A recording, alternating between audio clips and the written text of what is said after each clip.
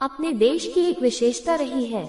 यहाँ लोगों ने अपना स्वार्थ तो देखा, लेकिन एकता क्या होती है इसे न कभी जाना और न कभी जानने का प्रयास किया।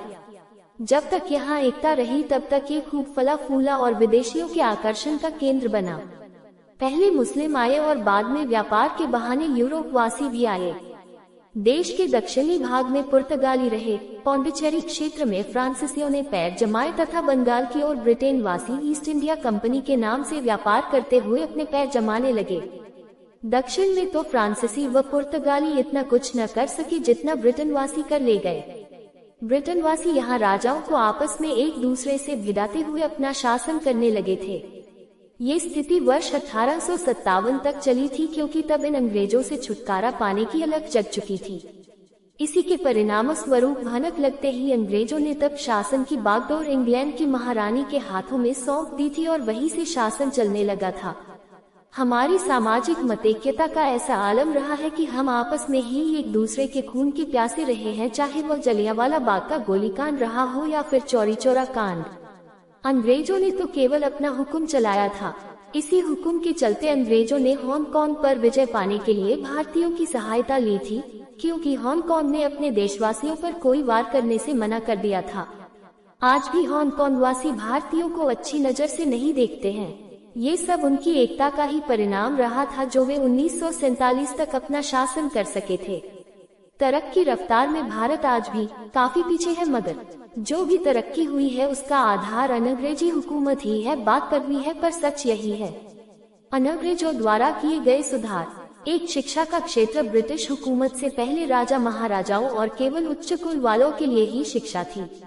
गुरुकुलों में या अपने घर शिक्षक की नियुक्ति करके भारत के आम लोग निरक्षर ही थे और मनुस्मृति जो उस वक़्त का लागू संविधान था में किसी भी शूद्र 85% आबादी को पढ़ने का अधिकार नहीं था। दो समानता का दर्जा ब्रिटिश काल से पहले भारत की 85% आबादी समस्त शूद्र को धन रखने का कोई अधिकार नहीं था। उनका द्वारा एकत्र किए गए धन को कभी भी जमींदार छीन लेता था। जमींदार का मतलब ठेकेदार, जो राजा को वार्षिक धन देकर इलाका खरीद लेता था। वसूली करने हेतु 3 अकाल या बीमारी आने पर पहली बार अंग्रेज सरकार ने सहायता देना शुरू किया। 4 सस्ता सरकारी कर्ज देना शुरू किया। 1 से अपराध पर बिना भेदभाव के 1 सा दंड का प्रावधान किया। 6 बाल विवाह पर रोक लगाए। 7 सती प्रथा पर रोक लगाए। 8 नरबली पर रोक लगाए आदि। यदि अंग्रेज न आए होते तो हो सकता है कि उपरोक्त कुप्रथाएं आज भी चालू होती। भारत में ब्रिटिश शासन लगभग 200 वर्षों तक चला। ब्रिटिश ईस्ट इंडिया कंपनी ने 1612 में भारत में अपना पहला व्यापारिक केंद्र स्थापित किया। समय के साथ कंपनी ने सैन्य विजय और स्थानीय शासकों के साथ गठजोड़ के माध्यम से देश के विभिन्न हिस्सों पर नियंत्रण हासिल कर लिया। 1858 में 1857 के भारतीय विद्रोह के बाद ब्रिटिश सरकार ने ईस्ट इंडिया कंपनी से ब्रिटिश क्राउन को शासन स्थानांतरित करते हुए भारत पर प्रत्यक्ष नियंत्रण ले लिया। यह अवधि, जिसे ब्रिटिश राज के रूप में जाना जाता है, तब तक जारी रही जब तक कि 15 अगस्त 1947 को भारत ने स्वतंत्रता प्राप्त नहीं कर ली।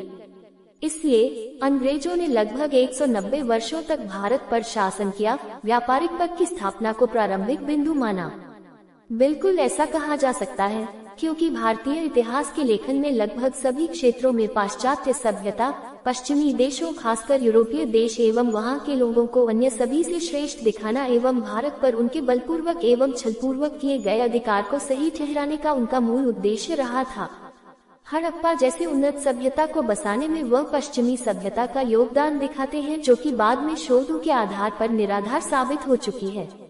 यहाँ तक कि वो आर्यों को भी भारत से बाहर का बताते हैं, जो अभी हाल ही में राखीगढ़ी के अवशेषों के अध्ययन के आधार पर गलत साबित हो चुका है। उन्होंने मुगलों को कमतर दिखाने के लिए शेरशाह की बढ़ चढ़ प्रशंसा की है, क्योंकि उनके आगमन के समय मुगलों से उनका सीधा संघर्ष हुआ था। मैं ये स्पष्ट कर दूं कि शेरशाह वास्तव में एक योग्य एवं बहादुर शासक था, लेकिन ब्रिटिश ने उसका तुलनात्मक अध्ययन प्रस्तुत कर इसे अकबर का पूर्वगामी सिद्ध करने का प्रयास करना ये दर्शाता है कि वह मुगलों को इतिहास में महत्वपूर्ण स्थान नहीं देना चाहिए।